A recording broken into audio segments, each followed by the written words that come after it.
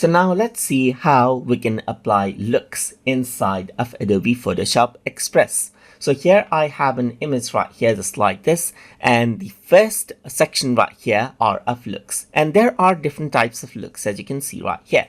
We can start with the basics and you can choose the look that you want. So this is normal, and you can also see a quick preview of the looks right here. If I were to go around and choose vibrant, then you get more vibrant colors. And with each of the looks, you get this slider right here that allows you to apply the level of looks right here. Like you can choose the slider right here. You can also go around and choose other looks right here, but only one look can be applied at a time as you can see right here. And these are the different normal looks as you can see right here, which allows you to give different type of vibe right here, just like this, to the image as you can see right here. So you can really go around and change out the look as you like.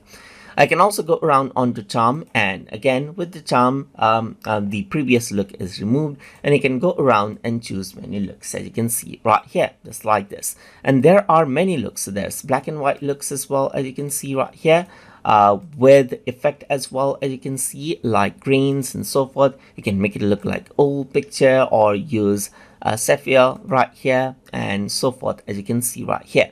There's also portrait looks right here with, let's say for example, vignette as you can see right here, white vignette right here, gleam and so forth as you can see. There's looks for nature as well, so you can really make it cinematic or bright or colorful as you can see right here and so forth, or add in greens right here and so forth right here. You can also go around onto pop color right here, which allows you to pop separate colors right here, like blue or orange right here, or aqua. There's no aqua over here. There's red as you can see right here, and there's yellow as you can see right here. So you can make the color pop effect as well as you can see right here. Apart from that, there's duotone effects as you can see right here. So you can go for magenta or green right here. You can go for orange, purple, red right here. You can go for gold and so forth. So there's different sort of tints right here.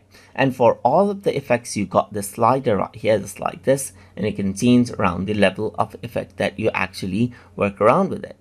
So that is how you can go around and apply different looks onto the image that you like just by clicking and using the slider inside of Adobe Photoshop Express. So hope you guys learned something as always.